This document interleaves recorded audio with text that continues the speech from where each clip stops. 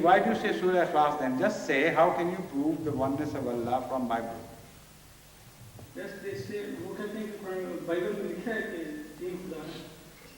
Ask this question.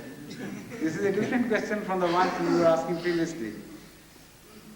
The fact is that to prove oneness of Allah from the Bible is not at all difficult. That is a different thing. The Bible, that is the Old Testament and the New Testament. That is called Bible.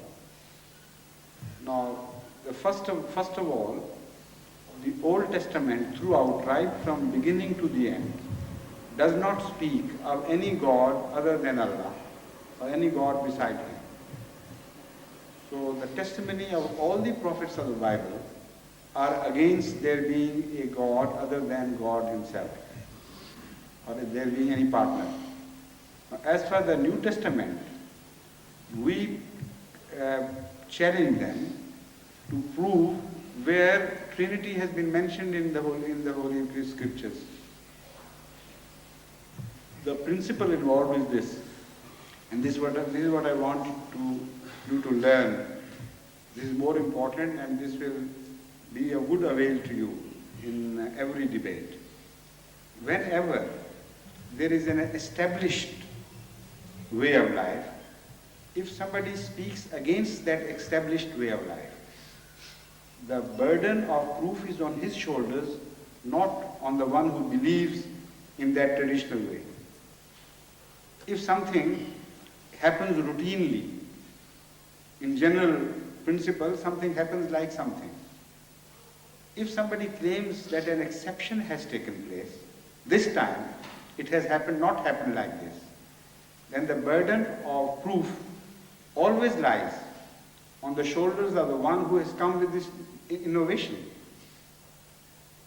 So starting from Old Testament, we know the testimony of the whole of prophets in favor of one God.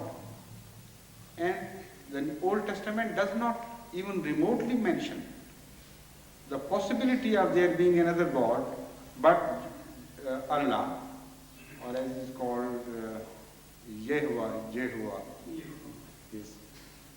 So when this is the established rule, if an exception is made by some people, a new different claim is made, the burden of proof is on their shoulders, not on our shoulders.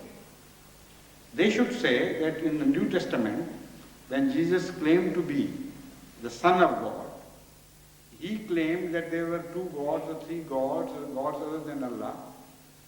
That is for them to prove, and they cannot. Whenever they will try to prove this by any verse of the Holy Bible, there and then you will find, if you read a few verses before and a few verses after, you will find the answer there. So it's not for us to prove, it is for them to prove that the New Testament speaks against the oneness of Allah. This is why the high scholars never say that. In fact, those people who are true scholars among the Christians, they don't make this claim. They say, no, the Bible speaks of one God, and we believe in one God, because they can't escape this. Yet they say that it is 3 in 1 and 1 in 3, and this dilemma is created just because of this difficulty they find in their ways. They know if there was to be revealed to mankind the existence of a God other than this God, why it was so late? After all the prophets had passed and the phenomena had finished according to them. They also believe in a sort of khatm nubuwwat.